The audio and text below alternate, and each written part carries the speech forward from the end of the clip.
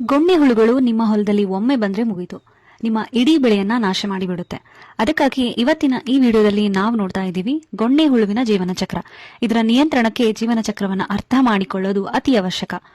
Adult Beetal, ಅದನ್ನ ಮೇ ಬೀಟಲ್ ಅಂತ ಕೂಡ ಕರೀತಾರೆ. ಇದು ಸ್ಟೇಜ್ 1 ಅಂತ ನಾವು ಕನ್ಸಿಡರ್ ಮಾಡಿದ್ರೆ ಇದು ಶುರುವಾಗೋದು ಮೇ ಮತ್ತು ಜೂನ್ ಅಲ್ಲಿ. ಅಂದ್ರೆ ಮಳೆ ಶುರುವಾದ ತಕ್ಷಣನೇ ಇವುಗಳು ಮಣ್ಣಿಂದ ಆಚೆ ಬಂದು ಎಗ್ಸ್ ಇಡೋಕೆ ಶುರು ಮಾಡುತ್ತೆ. ಮಳೆಗಾಲ ಶುರುವಾಗ್ತಿದ್ದಂತೆ ತಾಯಿ ಬೀಟಲ್ ಮಣ್ಣಿನೊಳಗೆ ಸುಮಾರು 15ರಿಂದ 20 ಸೆಂಟಿಮೀಟರ್ ಡೆಪ್ತ್ ಅಲ್ಲಿ ಎಗ್ಸ್ ಅನ್ನ ಇಡುತ್ತೆ.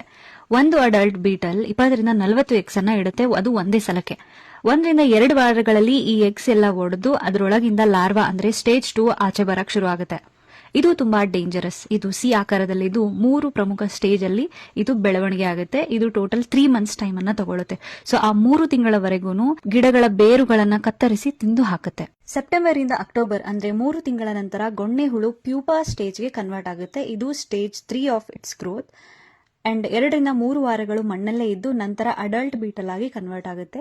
ಈ ಪ್ಯೂಪಾ ಸ್ಟೇಜ್ ಅಲ್ಲಿ ಯಾವುದೇ ರೀತಿ ಮೂವ್ಮೆಂಟ್ ಆಗಲಿ ಅಥವಾ ಆಹಾರ ತಗೊಳ್ಳೋದಾಗ್ಲಿ ಯಾವುದೇ ಆಕ್ಟಿವಿಟೀಸ್ ಇದು ಮಾಡ್ತಾ ಇರಲ್ಲ. ಅಕ್ಟೋಬರ್ ಇಂದ ನೆಕ್ಸ್ಟ್ ಸಮ್ಮರ್ ತನಕನೂ ಇದು ರೆಸ್ಟಿಂಗ್ ಸ್ಟೇಜ್ ಅಲ್ಲಿ ಹೋಗುತ್ತೆ, ಅಂದ್ರೆ ಮಣ್ಣಲ್ಲೇ ಅವಿತ್ಕೊಂಡಿರುತ್ತೆ. ನೆಕ್ಸ್ಟ್ ಮಳೆಗಾಲ ಬಂದ ತಕ್ಷಣ ಮತ್ತೆ ಆಚೆ ಬಂದು ಮತ್ತೆ ಎಗ್ಸ್ ಇಡಕ್ ಶುರು ಮಾಡುತ್ತೆ.